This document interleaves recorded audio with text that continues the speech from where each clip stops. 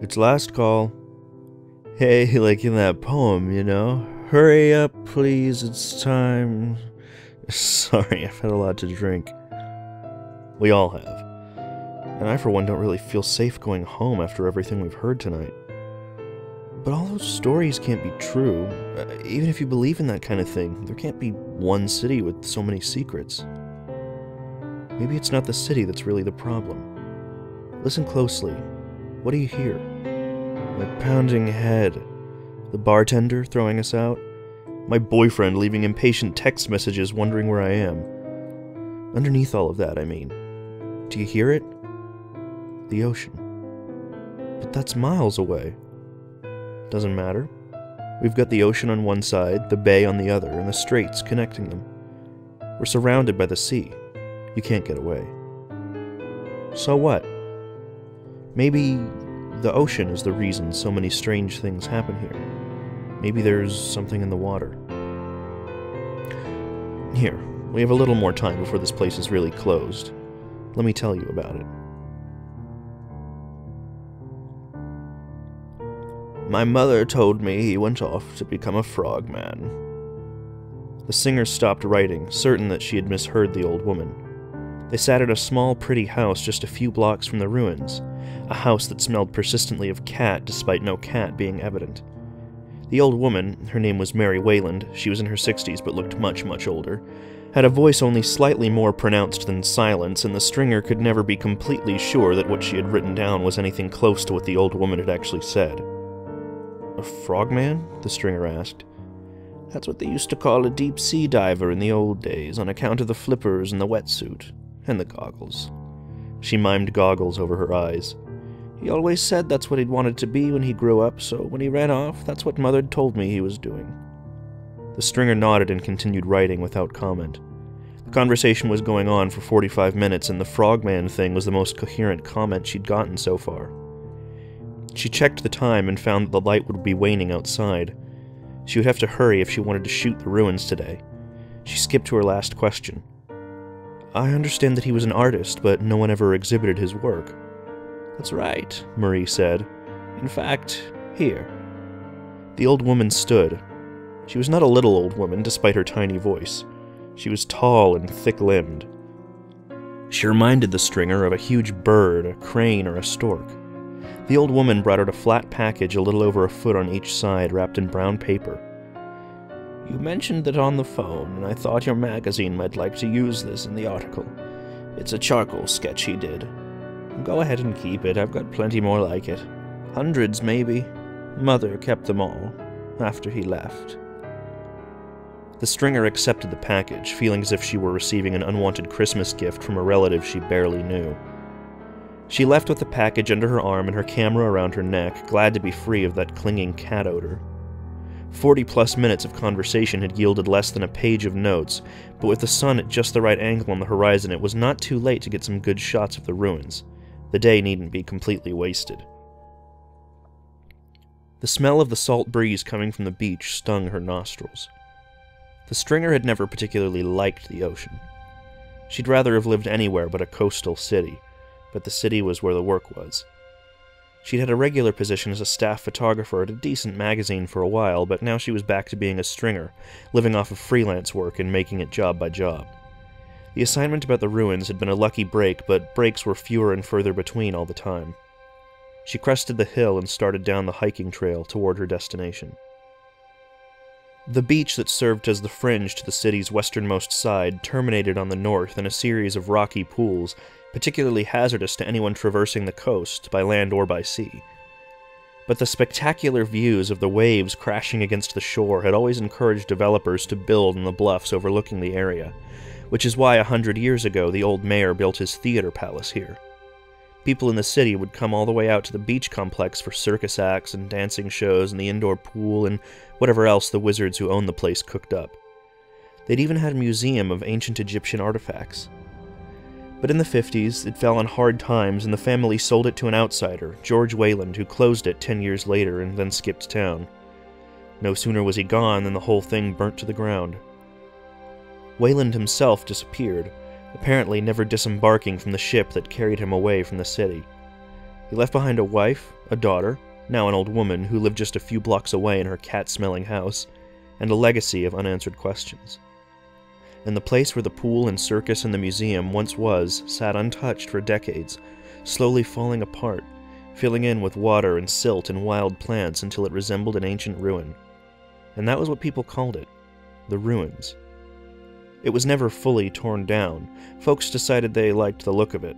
The crumbling stone walls and enormous water-filled pits alongside the beach and the coastline looked more like the remains of a Roman village than anything a turn-of-the-century showman built. The city decided they were beautiful. Although, the stringer reflected as she set her tripod on a hill, to her the place had always looked creepy as hell. Even when she and Randy played down here as kids, she'd never liked it. But she couldn't afford to only take the job she liked. It was 50 years since the fire and since George Wayland had disappeared, and his legend had only grown, so the magazine editors decided to run a big piece, George Wayland, Man and Myth. It didn't matter that there was nothing new to write about it, or that the stringer's photos would just be like any others that anyone had taken in 5 decades. People liked the mystery, and the mystery would sell magazines, which meant the stringer could sell photos. She spent an hour shooting. She caught the ruins at sunset and the ruins at twilight and even the ruins at night when it was really too dark to still be shooting, but she kept shooting anyway. By the time she put her camera away, the only light, besides the moon, came from the hotel on the cliffs to the south. It was just enough light to see Seal Rock by, although the stringer decided that at this time of night it didn't really look like a rock at all. It looked like some giant whale just offshore was sticking its head up to get a good look at the city. A whale or something else. She went home. There was a note on the door. Sam had stopped by. She'd forgotten they had plans. That explained the flashing voicemail indicator on her phone as well. She ignored both, going inside and uploading the new photos. She missed the days of her old film camera. Digital just wasn't the same, but it was cheaper and faster.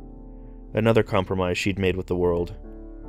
She studied the Twilight photos most closely, scanning every square inch of the image.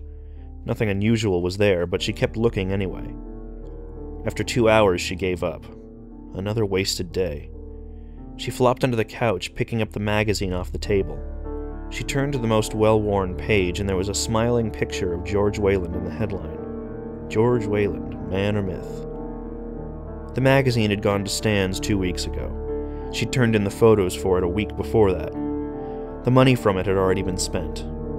She should have been chasing other leads, should have been getting after editors for more assignments, should have been paying her bills, but instead she kept going back to the ruins day after day, taking more worthless photos. Hitting up the old woman had been a desperation move, and she'd felt bad about lying and saying she was there on assignment. The old bat was so senile she didn't even remember reading the finished article when it came out, but it was the only lead she'd had. Now it was a dud too. She should give up on it. But she couldn't. There was something about the ruins only she knew. Something she couldn't let go of. Thinking about the old woman reminded her of the sketch. She'd left it by the door, still wrapped in brown paper. She retrieved it. When the package was opened, she flinched. It was, as promised, a charcoal sketch. It depicted a mirror-flat expanse of ocean disturbed by an anomalous sea creature breaching the surface, foam spraying from its jaws and water streaming down its huge body. It was impossible to tell what the animal was actually supposed to be, but it made her think of some kind of dragon, bristling with flippers and fins. It was impossibly ugly. A few human swimmers were added for scale. They were tiny next to the monster, so small they were practically stick figures. The stringer frowned. Why the hell would Marie Wayland give her this?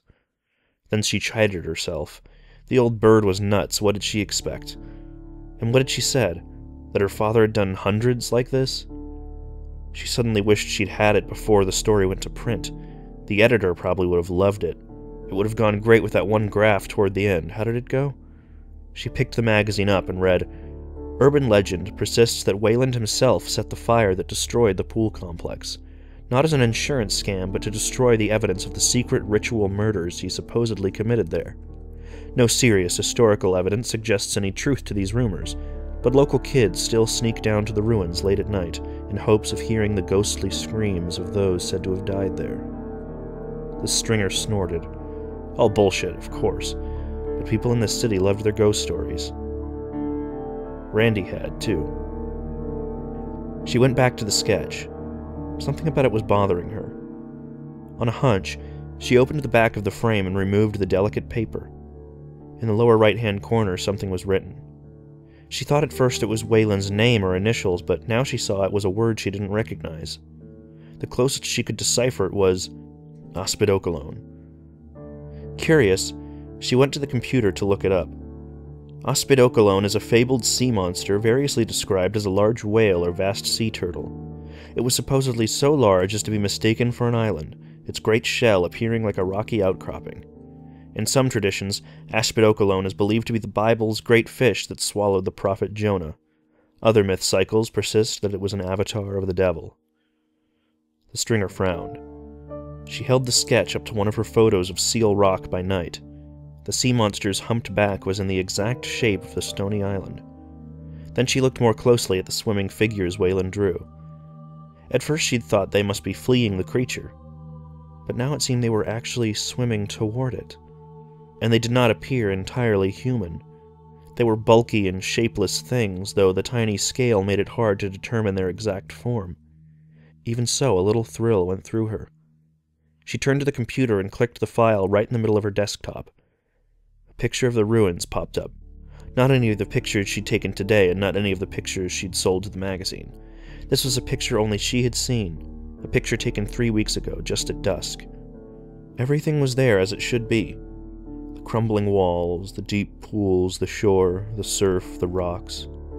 Nothing seemed out of place at first glance. She'd almost missed it herself when she'd uploaded the photos.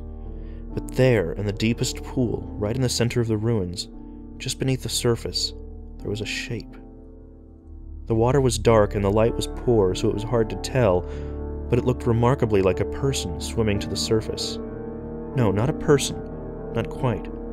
Just something a little like a person. Something that might live in the water and stay out of sight of normal people until night came, when it would come to the surface without anyone seeing.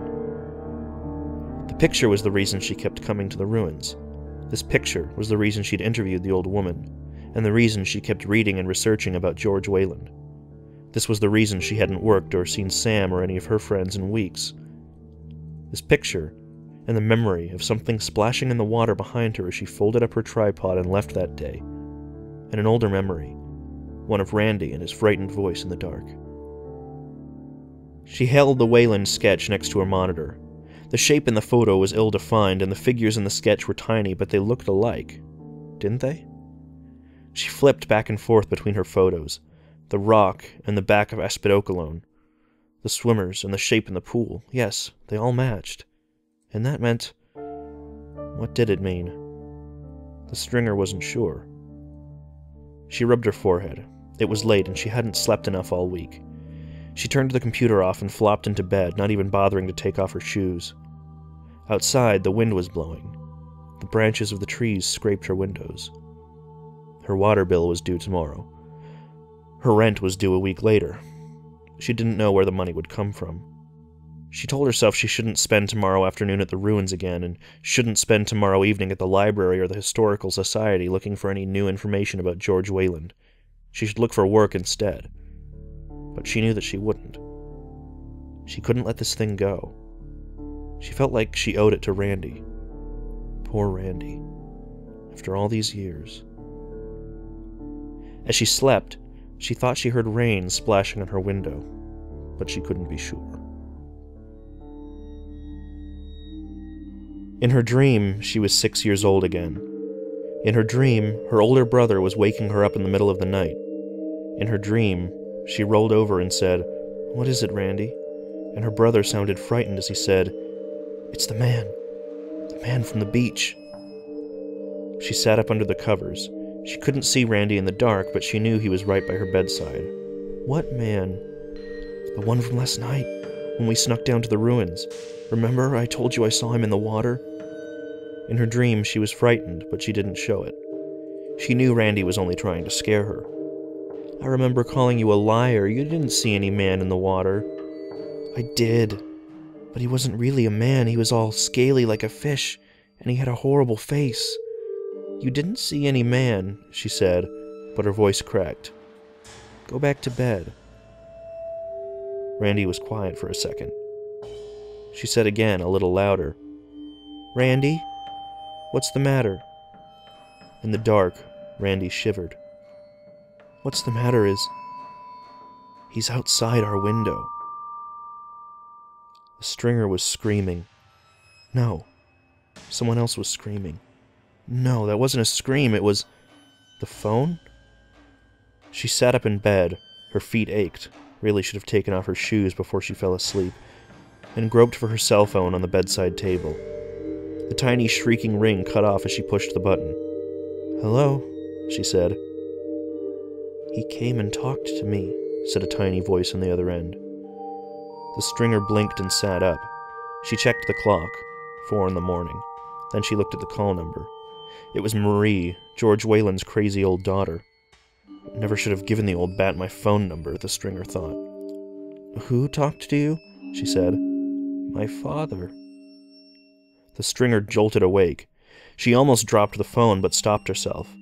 After swallowing the lump in her throat, she said, "Your father?" "Yes," said Marie. Her voice was even softer than usual, but it was brimming with enthusiasm. "We had such a nice talk. And he gave me a message for you. He told me to call you right away." "Marie, your father would be," she did the math, 104 years old and missing since 1966. "I know.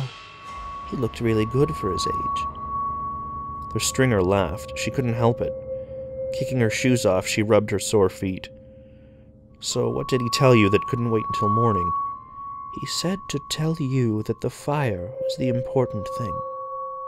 "What does that mean?" Marie sounded confused. "He said you would know." Not a clue. Now that she was fully awake and the residue of her dream was fading, the conversation seemed a bit more real. She wondered if Marie had been dreaming too, or maybe there wasn't much difference between waking and dreaming once you went that nuts. Then Marie said, "Randy was here too." The stringer almost dropped the phone. "Oh, he had a message for you also," Marie said. "He said for you to remember what he told you about Obi." This time, the stringer did drop the phone. When she picked it up again, Marie was saying goodbye. "Wait," the stringer said, but the call ended. She considered calling back, but instead she set the phone aside and stared at the window, stunned. Remember what he told you about Obi? Impossible. The old woman couldn't possibly know about that. The stringer racked her brain, trying to remember if she had ever mentioned her brother's name during the interview. Of course she hadn't. Why the hell would she? She wanted to call back right that second and demand an explanation. It took her a moment to realize why she wasn't. She was afraid. She went to her computer. The fire was the important thing, huh? She pulled up all the notes she'd gathered about the fire at the ruins. She read it all again. She even watched the old newsreel footage of the fire as it happened. She gathered no particular insights from it. She sat at her desk for another hour, lost in thought.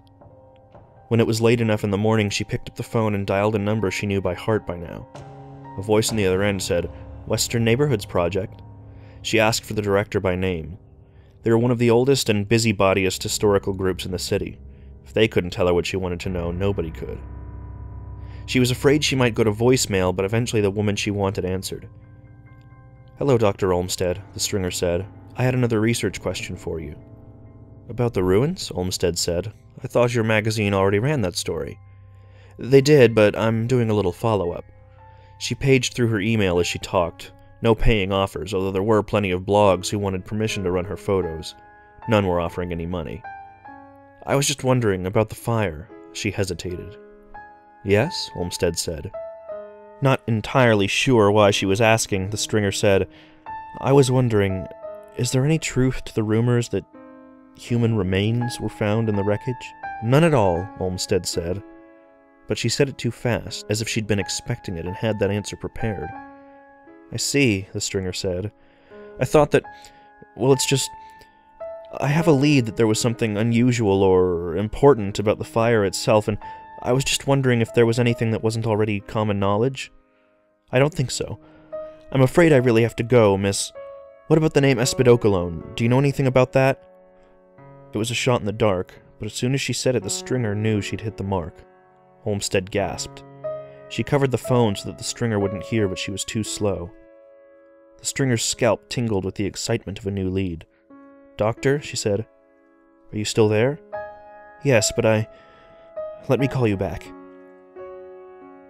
Before the stringer could say anything, the line went dead. She set the phone down, deciding to give it 20 minutes before she called back. After 18, the phone rang. "I'm going to give you a name and a phone number, and then that's the last thing I want to hear about this," Olmsted said. The stringer didn't argue, grabbing her notepad and a pencil. "The man you want is named Alan. I've already spoken with him and he has time for an appointment today. He lives here in the city." The stringer wrote down the name and the number when Olmsted gave it. "Thank you, Dr. Olmsted," the stringer said. "I really appreciate—" But by then, Olmsted had hung up again. The stringer stopped to lock the door on her way out. As she did, her eyes fell across something on the floor, a wet spot on the hallway carpet. She frowned. The stain hadn't been there the night before. Whatever someone had spilled, it smelled back, gray and briny.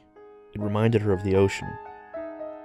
If she turned her head, it almost looked like a footprint, although not a print that would be left by any normal foot.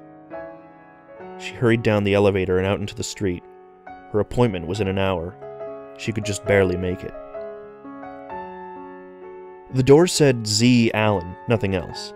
It was the kind of nameplate you usually saw on a college professor's door, but it was fixed to the front of an ugly little house on Laguna Street. It was so out of place that it made the stringer hesitate before knocking, and before she could work her nerve up again, the door opened on its own. She was greeted by a bald, pop-eyed man, probably the same age as Marie Wayland. He smiled and greeted her by name. "Dr. Olmsted said you'd be stopping by. Let's talk in the library." The library turned out to be a spare bedroom converted into ad hoc office, although there were a great many shelves full of aged books. There were 2 pictures on the wall, one of a young woman holding a baby, and one that seemed to be a much younger Z. Allen, surprisingly wearing a fireman's uniform. The stringer sat in the spare chair, notebook at the ready, and then she realized she actually had no idea what she wanted to ask. Allen came to her rescue. "I suppose you want to know about the Daganites." "I do? Yes, I do." Old Olmsted sounded annoyed when she called. She hates people pestering her about the Dagon thing, but I love to talk turkey about it, or tuna, as the case may be. The stringer could tell she was supposed to laugh at this, so she did.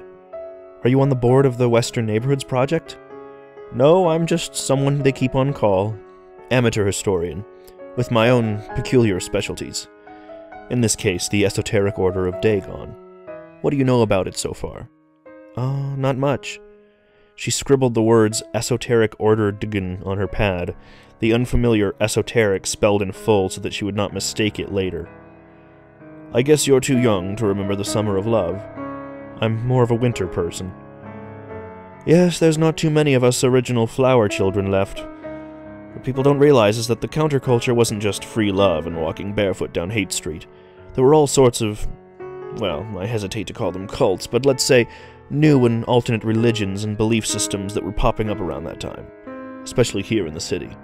Krishnas, the People's Temple, Scientologists, hell, even the Church of Satan." He made a vague gesture. "And the Order of Dagon?" "Indeed, the Order of Dagon.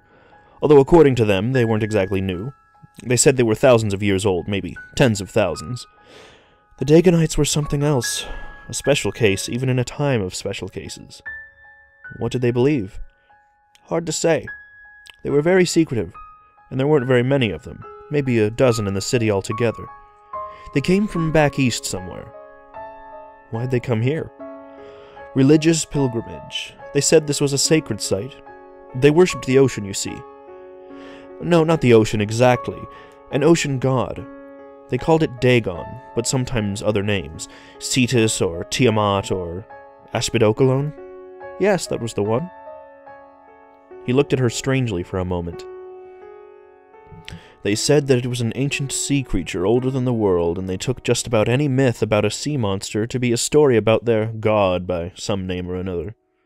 They were all completely nuts, of course. Even back then we could tell."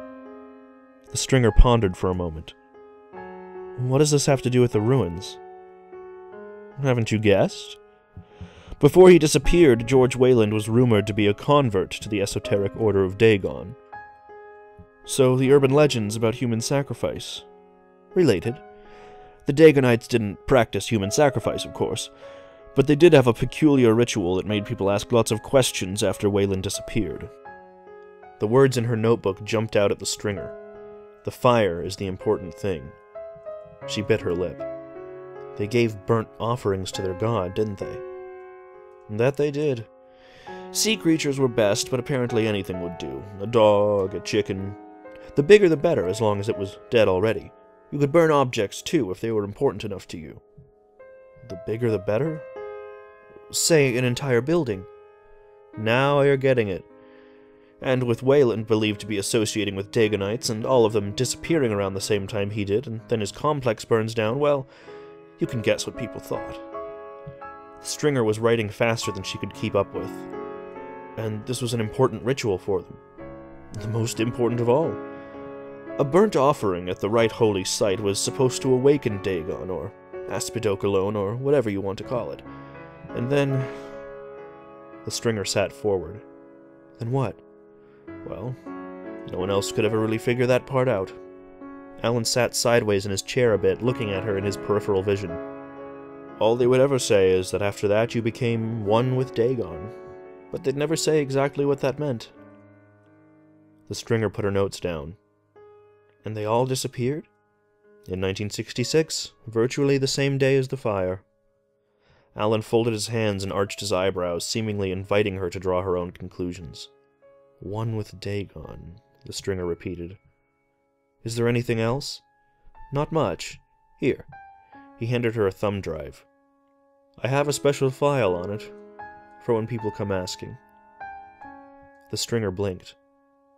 Do people ask about this a lot? Not a lot, but often enough. I've never heard anything about it. Well, they don't usually share what they learn. Why not? You would have to ask them. Although, truth be told, I understand that most of them usually leave town for one reason or another. I've never talked to the same person twice about it, except to Dr. Olmsted. But why? Now Alan's face told her she shouldn't ask anything else. Taking the thumb drive, she thanked him and left. Sam had left another note on the door. We have to talk. The Stringer ignored it. She stepped over a pile of bills overflowing the mail slot, going straight to her computer, plugging in the thumb drive, and not even bothering to check her email for the job offers that wouldn't be there. This was more important. She pored over Alan's notes, but in truth, she didn't really need them. She'd figured it all out. They'd given her all the answers that morning. The fire was the important thing, and remember what he said about Obi. In her mind, the Stringer was 6 again, and her brother was waking her up, scared in the middle of the night, and pointing to the window. It's the man in the water, he said. He says I have to go with him. She looked at the window for a split second, but then looked away. Was there really something there? She didn't want to know. Instead, she hugged the covers tighter and said, You're fibbing. If there's really someone there, then go get Dad. Randy shook his head. I can't. I don't want him to know. His voice faltered for a second. I did a bad thing, he said. I dug up Obi. What? She'd sat all the way up then, too angry to still be afraid.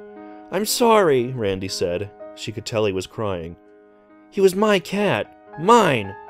I know, but I'd heard...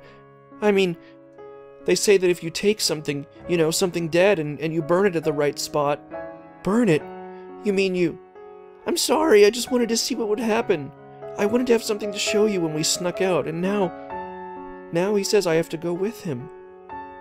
And Randy pointed to the window again, and she had looked. And as much as she'd tried to, she'd never really forgot the face she saw there. She'd run then, screaming, into Dad's room, and he said that it was just a nightmare. But when they got back to the bedroom, Randy was gone. The window was open and there was water on the floor, and nothing was ever the same again. She never told anyone what Randy said about Obi, and she never told about the face at the window, though for a long time she'd only ever remembered it in dreams. The photo made her really remember again. That shape in the water, just a little too familiar, just a little too human. Her phone beeped. She started. Hours had passed, and it was dark out now. She assumed the message was from Sam and was about to turn the phone off, but then she saw that it was an unfamiliar number. The message said, "Come to Marie's, hurry." And beneath that, "Remember OB." That was all she needed. She was out the door in a flash. She barely had the presence of mind to bring her camera. She ran 2 red lights crossing town. What would the tickets matter? They could pile up unopened with the rest of the bills. She came to Marie Whalen's house. The door was open, so she let herself in. That strange cat odor was gone. It had been replaced by something else. She found Marie at the foot of the stairs. She must have taken a nasty fall. Or, perhaps, the stringer couldn't help but think as she observed the wet and misshapen footprints still visible on the carpet. A nasty push. It didn't matter. The stringer wrapped the body in a blanket and then lifted the ungainly, long-limbed corpse and hauled it outside. Dear God, she thought, what if the neighbors see me? She hastened to get the body in her back seat as fast as she could. She searched the garage and came up with a gas can that had a slosh of liquid in the bottom, and she took that too. And then she was driving to the ruins. There were no tourists, no joggers, and no kids around this time. That was lucky. The trail leading down was steep, and she had a hard time with her arms full of the old woman's body and dragging the gas can along too. She wondered briefly if she really had to go this far with it, but the text message had made it perfectly clear for her.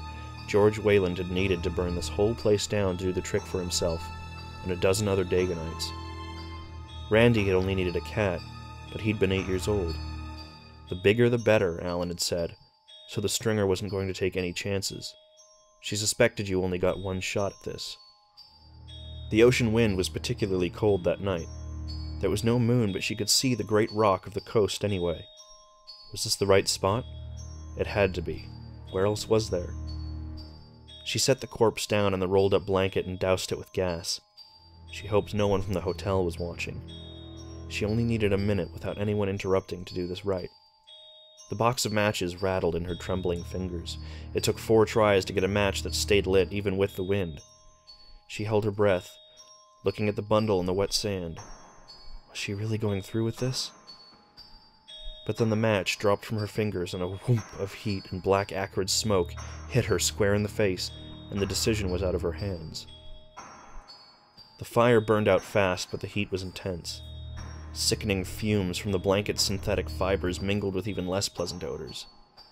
She held her breath as long as she could, and retched when she couldn't. Nearby, the waves crashed against the rocks over and over again. She watched as the body burnt down to bones, and the bones burnt down to ashes. She expected at any moment for someone to come along, for her to see flashing lights and hear sirens, but it didn't happen. Nothing else happened either. When the embers were out, there was just a black spot on the sand and a lingering stench. The stringer wiped at her eyes. Was that it? Had she not done it right? Or was it that she'd been wrong? That there was nothing to the stories? That she was going... Movement. Out there, somewhere. It was dark, but she could still swear that the huge rock, the small island just offshore, was... moving. That's impossible, she told herself. The water here isn't deep enough for anything that big. Unless most of it is buried.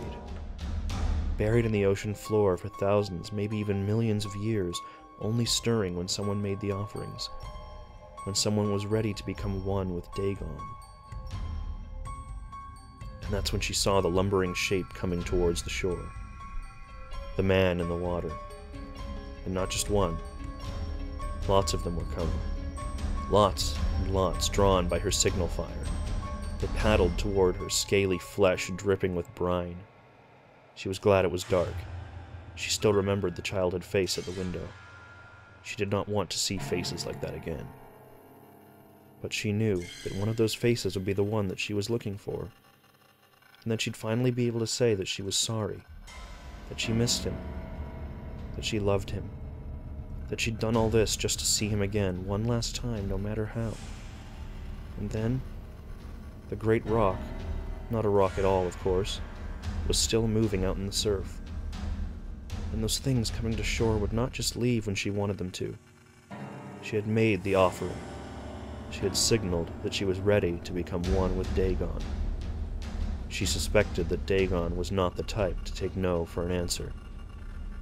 At her feet, in the tide, something splashed and slithered and slid through the muck on its belly. She saw something like a hand reaching up for her. If not for the wind and the surf, she would hear a roaring and crashing just offshore. It was time. It was time. Oh God. Wait a minute, where did everybody else go? They left in the middle of my story. It's just been you and me here for a while. Wow, geez, the place is closed. Chairs up and everything. Weird that I didn't even notice. You were paying a lot of attention to me. I guess I was. So is it true? Did you really... with the old woman's body and everything? Does that frighten you? Not really. I guess it should. It's pretty awful, but for some reason it doesn't. So what happened then? Oh, lots of things. Do you remember what I said, that some people think Aspajokalon is the fish that swallowed Jonah in the Bible? Well, everyone knows that Jonah was in there for 3 days, but when he came out again, he might not have been quite the same anymore. Isn't that the point? I mean, he might have changed more than you think. That's what happens when you become one with Dagon. But you look perfectly normal. It doesn't happen all at once. My friends can tell you more about it. What was that? It sounds like something splashing. Those are my friends. They're coming here now. They want to meet you. But the bar is closed. It doesn't matter to people like us. Can you hear them on the stairs? Yes? Are you afraid? Yes? That's good. But don't worry. They'll all like you. And they have lots more stories to tell. They've been around for a long time. I guess it'll be okay then. It will be okay, won't it? No.